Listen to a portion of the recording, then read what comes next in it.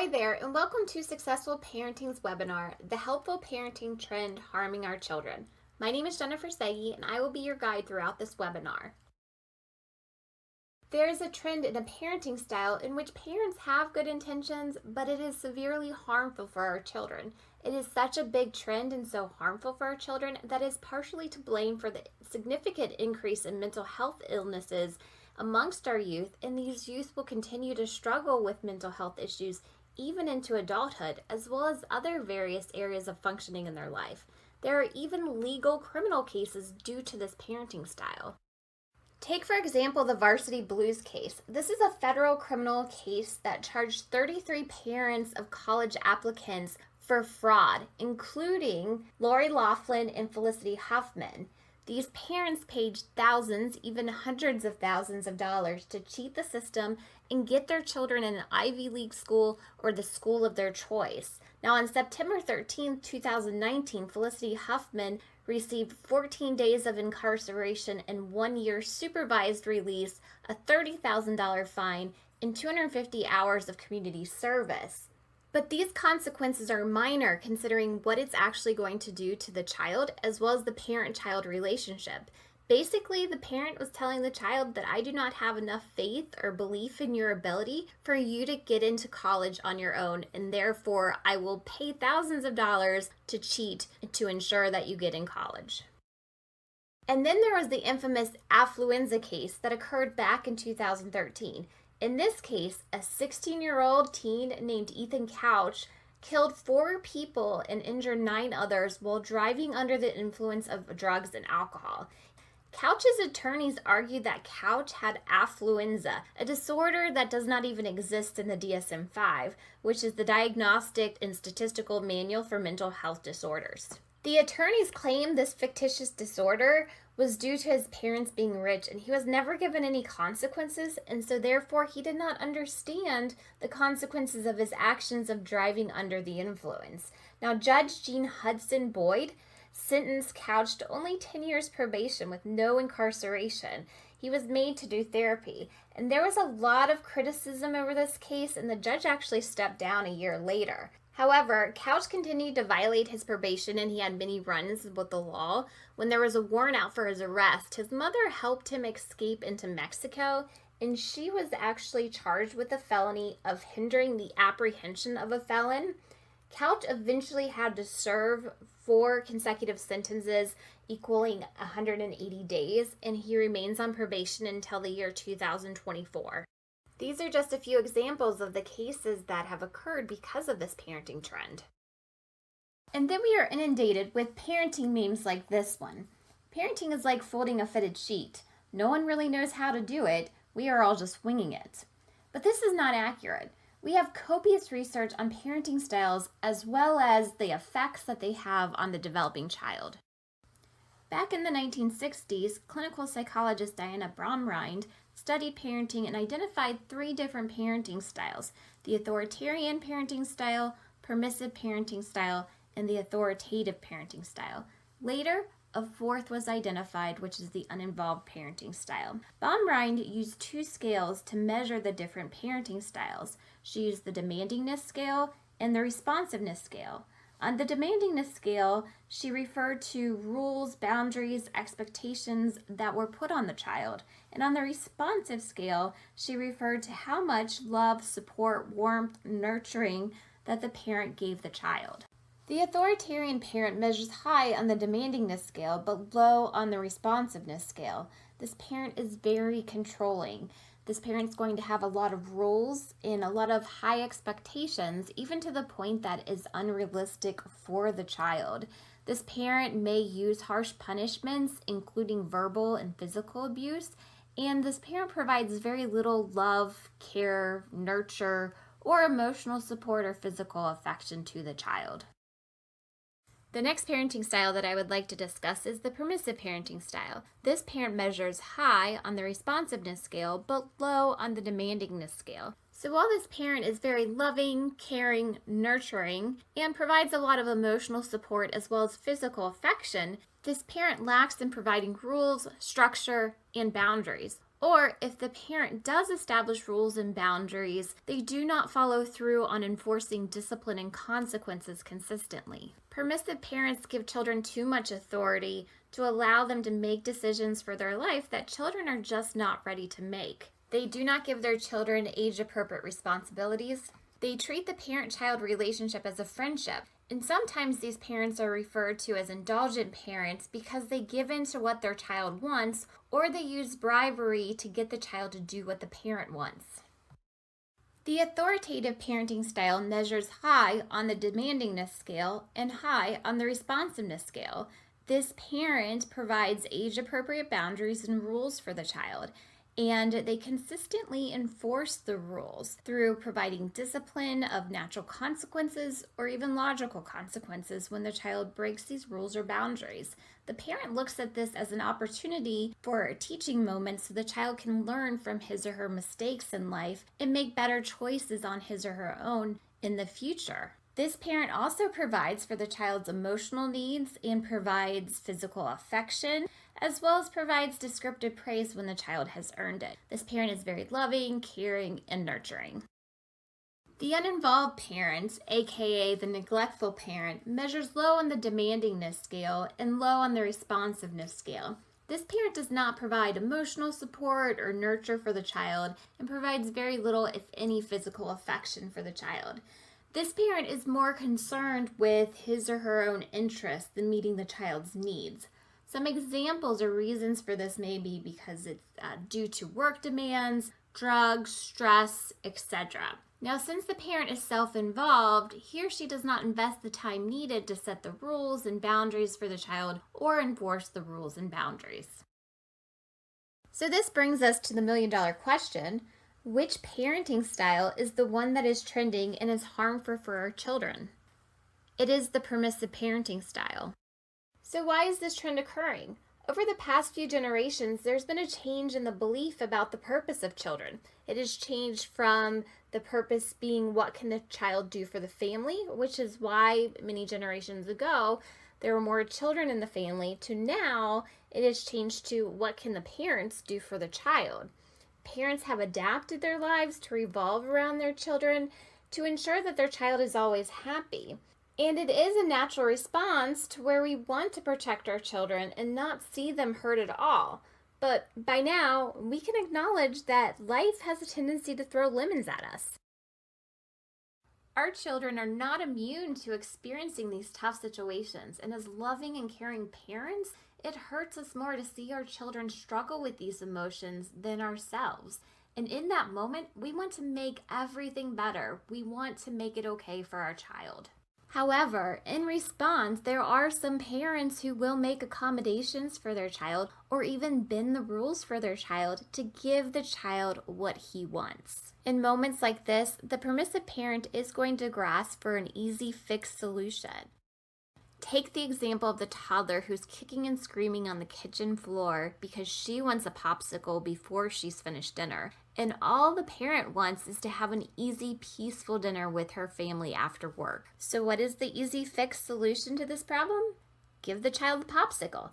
It seems like a win-win. The child is now happy, and her screeches are no longer exacerbating the parent's headache, and the parent can enjoy a peaceful dinner. In all actuality, the parent and the child both lose in the long term.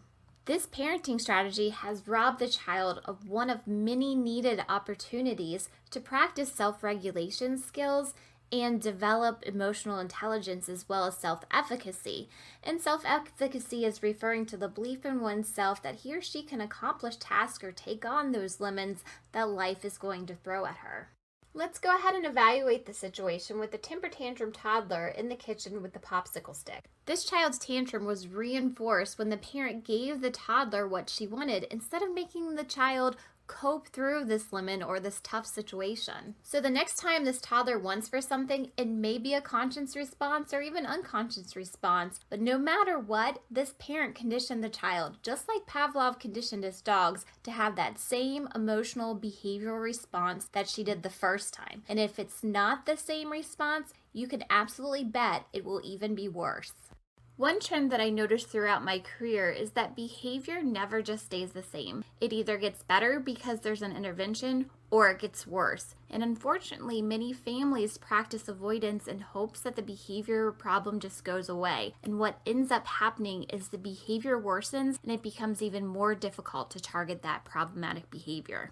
And the behavior ends up affecting the whole family in a negative manner. So what are the effects of the permissive parenting style? Now, as I discuss these effects, it is important to note that some of these effects may occur in childhood, but other effects are going to occur in adolescence and even in adulthood.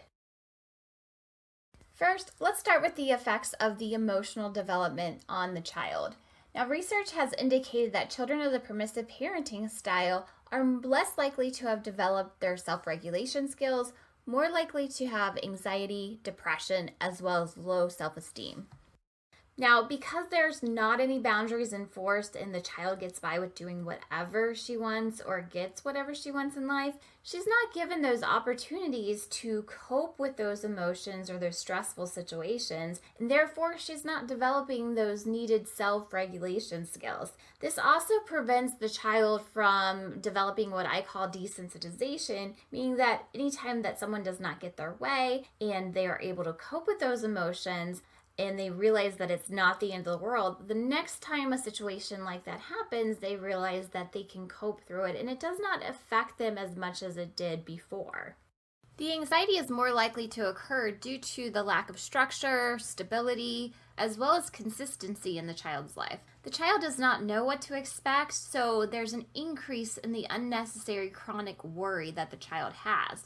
Anxiety also occurs because natural consequences seem haphazardous to the child. Instead of the child being able to make the connection between their behavior as well as the consequences of their behavior, since the consequences or discipline has not been occurring or reinforced in the child's home. The anxiety can also occur because the child does not feel confident in his skills since the parent did not provide age-appropriate responsibilities or let the child accomplish age-appropriate tasks on his own. So when faced with a responsibility or task, the child worries if he will be able to accomplish it. Now, the depression is likely to occur due to the excess of stress or the child not being able to cope with the stress. When a person is stressed out, their thinking becomes more fragmented and they do not see things positive. They only tend to see things more negatively. Now, psychologist Aaron Beck, his theory on why depression occurs is solely based on these negative thoughts one has. And his theory has a lot of support. So these continuous negative thoughts and negative situation occurring leads to that depression. Now, a symptom of the depression can be the low self-esteem, but the permissive parenting style can also lead to a low self-esteem or a weak self-esteem. Now, when I state weak self-esteem, I'm referring to an individual who presents as having a high ego or high self-esteem to convince himself or even other people that he feels good about himself, but really deep down inside, he has a low self-esteem and he can easily be knocked down emotionally, kind of along the lines of a narcissist. One reason the permissive parenting style can lead to low self-esteem or weak self-esteem is because the parents did not put any kind of expectations on the child to grow personally or to reach his full potential. So what did the child accomplish that was different from what anybody else accomplished? Or what does the child have to be proud of? Another characteristic of the permissive parenting style is permissive parents tend to give continuous empty praises instead of descriptive praises. Now, empty praises are praises that are given when the child did not do anything to earn that praise, whereas descriptive praise is where a parent gives the child praise, but they also state why the child has earned that praise. For example, instead of just saying, "You're so smart," the parent would give a descriptive praise stating, "You're so smart because you studied very hard and worked hard to do well on that test." Now, an example of the empty praise would be telling a child that he is the best and giving him a trophy even though he lost the game. The next area of development this parenting style affects in a negative manner is behavior development. Now, these children of permissive parenting styles are more likely to be verbally aggressive or physically aggressive, impulsive, or have poor decision-making skills. They're more likely to use drugs and alcohol, more likely to come in contact with the juvenile justice system. They're more likely to have poor academic performance as well as low life achievement, and they lack time management skills. Let's dig in deeper to the verbal and physical aggression. Now, the verbal and physical aggression occurs because the child is experiencing a surge of emotions, which has set off the panic button in the brain of the child. Now, this is known as the amygdala, which triggers the sympathetic nervous system, which is also known as the fight, flight, or freeze response. The child is in the mode to be aggressive towards others because that is the natural brain's and body's response to have when feeling emotionally threatened. Now, relieving the surge of energy through aggression or through the fight mode is all the child knows, since he or she has not been taught how to self-regulate those emotions. Next, let's discuss the poor decision-making skills and the impulsivity. The impulsivity meaning when a person acts without thinking about the consequences of his or her actions. Now, without the self-regulation skills to calm the emotions, the child will continue to operate on the emotional part of the brain. Just like many other areas in life, there has to be a balance, and the brain operates in the same manner. There's a spectrum with one side being more emotional and the other side being more logical. So if a person is operating too far to the emotional side of the brain, it's less likely they're going to use their logic to make decisions or think about the consequences of their actions before engaging in those actions. Now, impulsivity can also occur because the child is used to getting what he or she wants, just kind of like the instant gratification. Now, when we look at the findings of the research, which identified these children are more likely to use substances, it could be due to the impulsivity, but it also can be due to the lack of ability to cope with emotions. So therefore, these individuals are using drugs and alcohol to deal with life stressors. When we look at the results of the research and identify that these children are more likely to come in contact with the juvenile justice system or the legal system, it could be due to the impulsivity, the substance abuse or dependency, or the uncontrolled emotions that lead to the physical aggression and verbal aggression. It also could be due to the lack of rules and boundaries they experienced in their home, which created this disrespectful attitude towards rules outside the home and even the law.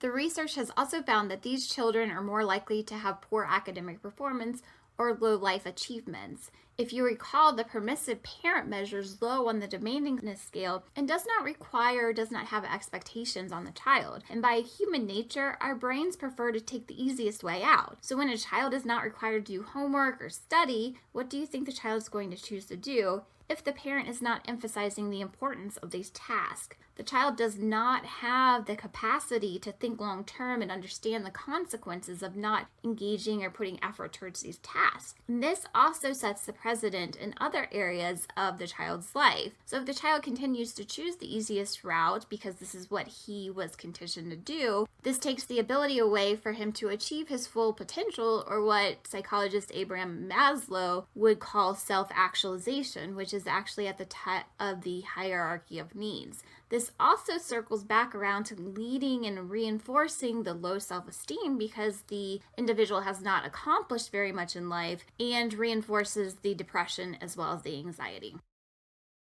Lack of time management has also been identified by the research to occur in this population. This is likely due to the lack of structure or the child not learning limits while growing up. The permissive parenting style also has a negative effect on the child's social development. Studies have found that children of permissive parents have less empathy towards others. They struggle with social skills as well as relationships. These children struggle with empathy because their emotional development has been stunted. They have not been given the opportunity through discipline to stop and think about how their behavior can affect others or how others feel in certain situations. Due to the lack of empathy, as well as the lack of problem-solving skills and boundaries, these children are more likely to struggle with developing healthy relationships. Since parents also give the child whatever he or she wants, whenever he or she wants it, the child is going to expect the same from others, kind of developing a sense of entitlement. And healthy people are not going to tolerate this kind of behavior from their friends. The last area I would like to discuss in regards to the permissive parenting style and its effects is the negative effects it has on the child's physical development. The research has found that children in this parenting style are more likely to be obese. This is likely due to the parents' lack of structure and boundaries, including around food. Research also points out the impulsivity could lead to the obesity. A theory I have is in regards to the lack of self-regulation skills. Just like I mentioned before, that some children who lack the self-regulation skills will use drugs and alcohol to cope with the emotions. Some children will use food in order to cope with those emotions. Now, one issue I was shocked to find is that the research did not identify that the permissive parenting style leads to more physical illnesses. The reason for this is more recently there has been research that suggests significant stress in one's life does affect one's physical health. So with all the stress this individual experiences without having any coping skills or problem-solving skills to resolve the stress would lead to increased prolonged stress that would decrease the immune system as well as increase physical health illnesses. Now, it's a possibility that the study did not identify this because it was not a measure that the study was looking at that time. Now that we have discussed the negative effects for the child, let's discuss the effects that it has on the parent as well as the rest of the family. This parenting style drains the energy of the parent. And while it may seem logical that the parent is conserving energy because the parent is not putting the effort and energy into enforcing rules and boundaries, the behavior of the child will only get worse. And let's face it, this challenging behavior and these temper tantrums are physically, emotionally, and mentally draining. This parenting style also negatively affects the relationship between the parent and the child. While the parent wants to be friends with the child knows that he or she just needs a parent and doesn't need another friend. So the more the parent tries to be the friend with the child, the more the child is going to push the parent away and be even more disrespectful to the parent. But since the parent is permissive of the disrespect, the behavior is allowed. And what happens when problems are not addressed? It gets worse. From what I've observed throughout my career in life in general, when a person is allowed to be disrespectful to another person in a relationship, that love and that quality relationship starts to diminish. So by the parent wanting to be friends with the child, this goes directly against the parent's goal.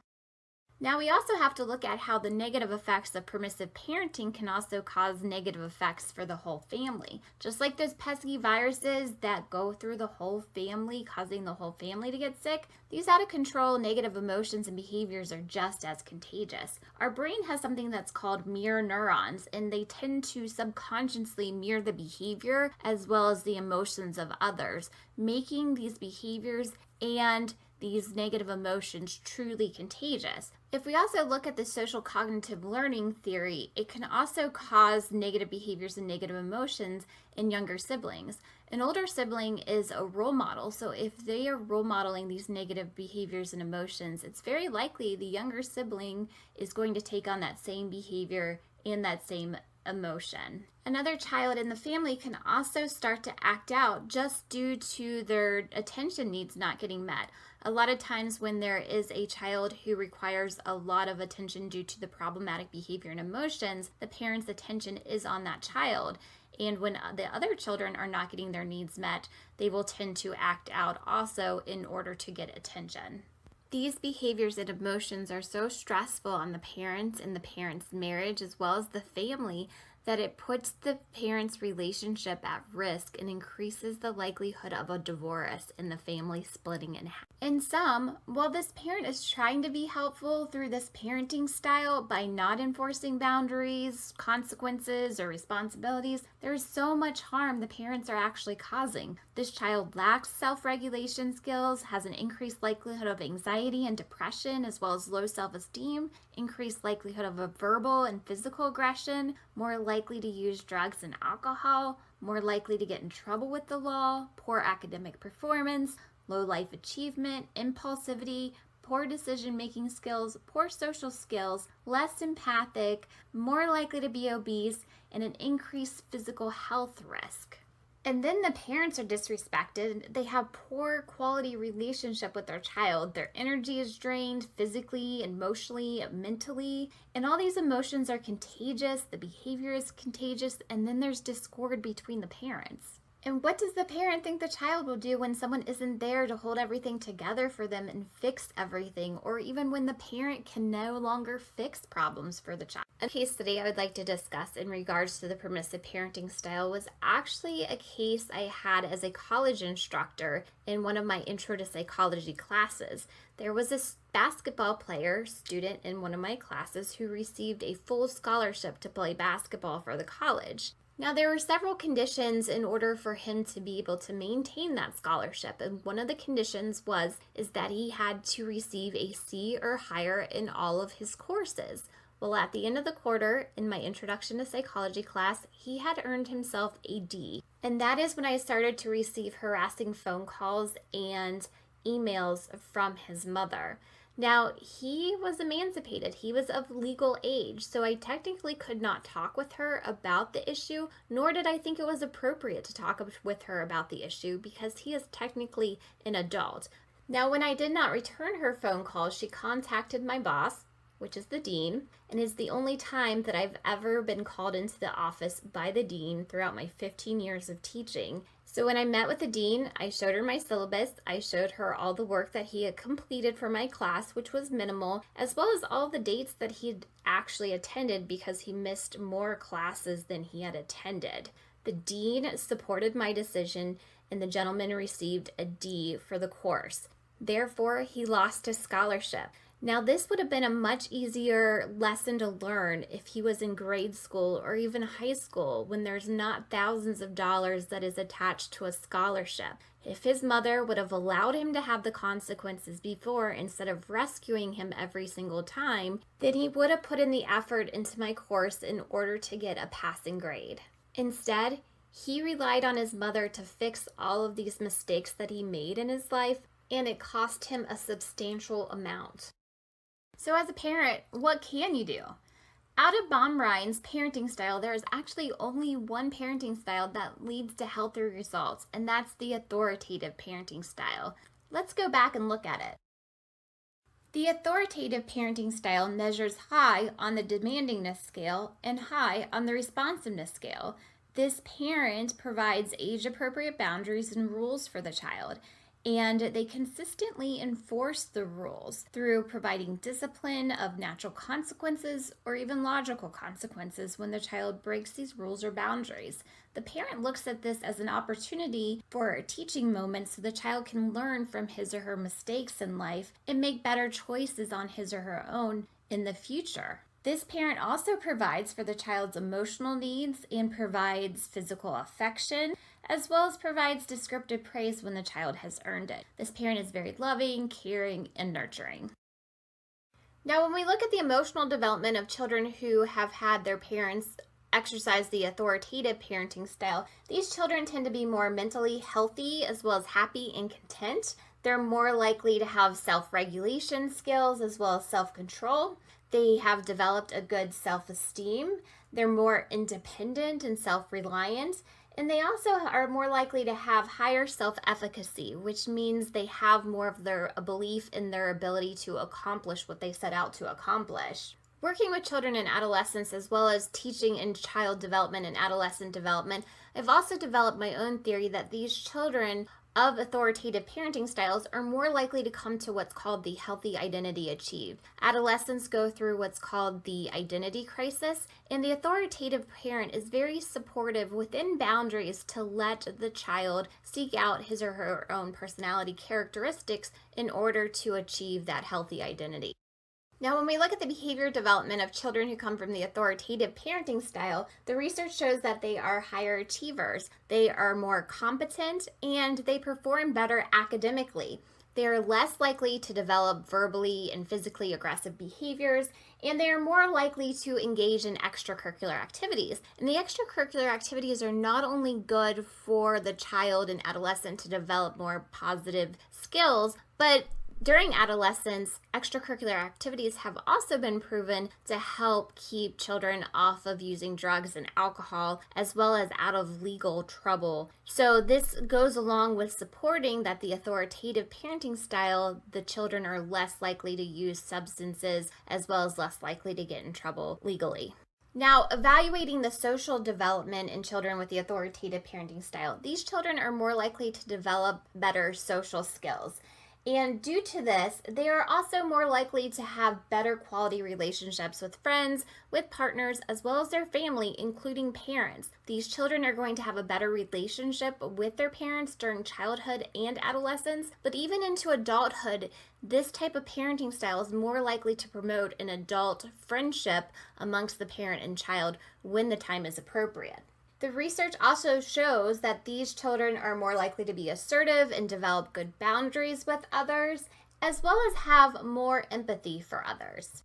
Now, when we look at the physical development of children who come from the authoritative parenting style, it is more likely that they're going to have less physical health problems. They are able to cope with the stress better and decrease the stress, so therefore there's not as much cortisol in the body, which is responsible for decreasing the immune system and causing more physical health problems. There's also a decrease in the cortisol in the body due to the emotional support and physical affection this parenting style provides for the child. Research has shown that when a child is hurt or when a child's emotional and they run to their parent for physical affection, that actually increases the oxytocin and decreases the cortisol.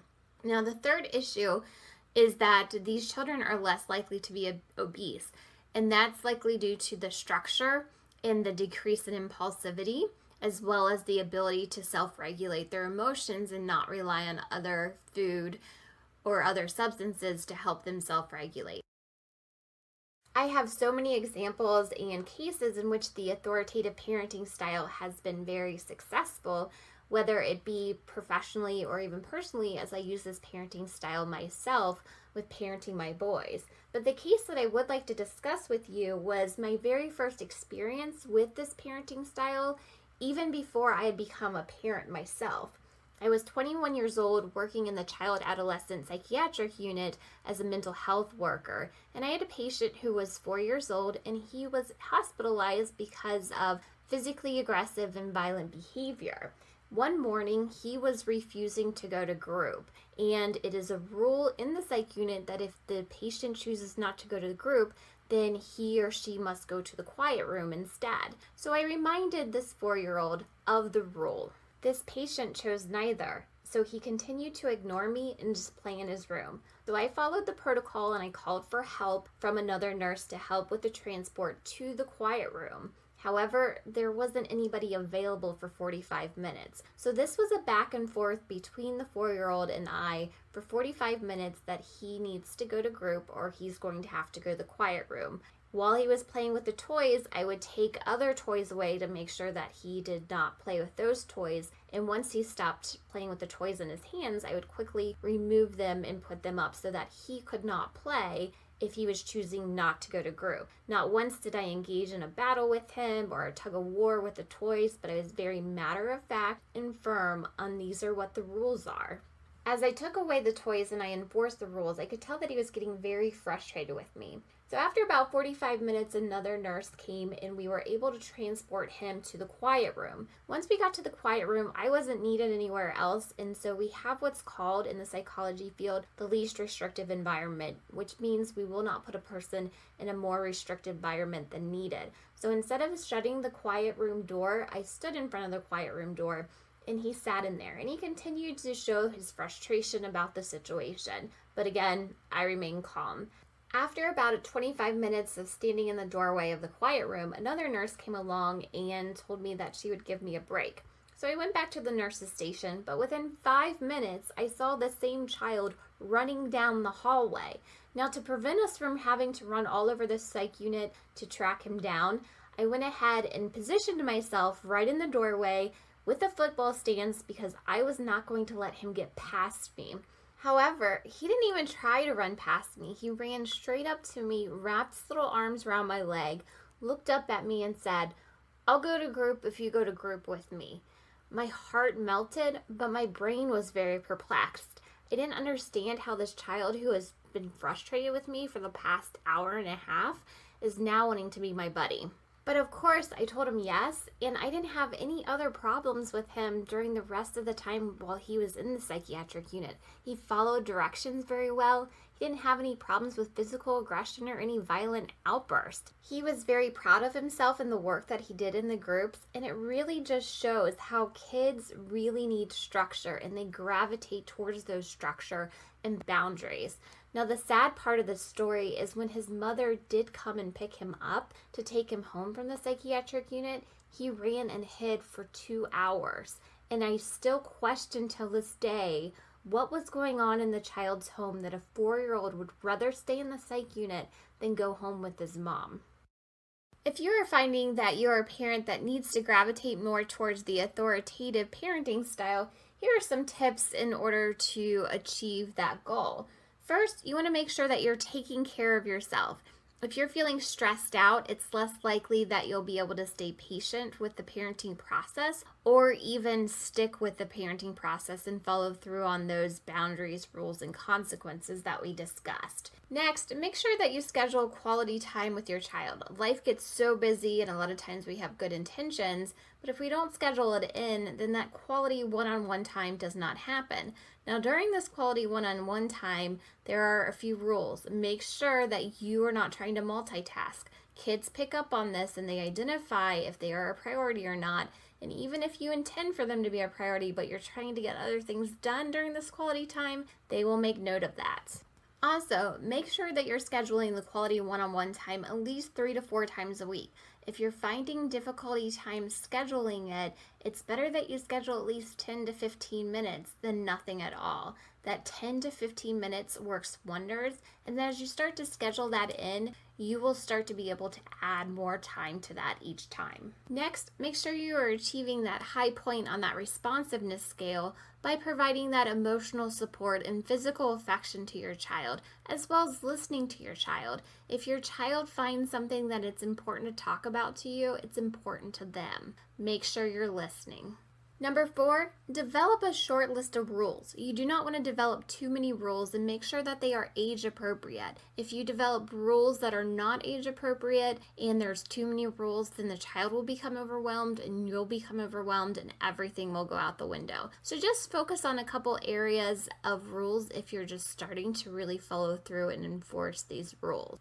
Number 5, you want to develop a list of logical consequences that will happen if your child decides to break any of the rules. Logical consequences are consequences that have to do with the rule that is broken and is meant to teach the child a lesson and make better decisions in the future. Now, it's also important to talk with your child about these rules and the consequences that will happen if your child decides to break the rules. It's only fair that they know what is going to happen before it happens. And then when it happens, as it most likely will happen at some point, make sure that you follow through with that consequence. Thank you so much for tuning into this webinar. You are so important to your child's development, and we thank you for your care and contribution to our next generation. Now, if you have any questions or wondering how you can apply this to your life, the authoritative parenting style or self-regulation skills, logical consequences, etc., I do provide individual parent coaching sessions. And for more information on that, you can check out www.successfulparentingllc.com. Thanks again for tuning in. Jennifer Segi here, signing off for Successful Parenting. Stop stressing and start enjoying.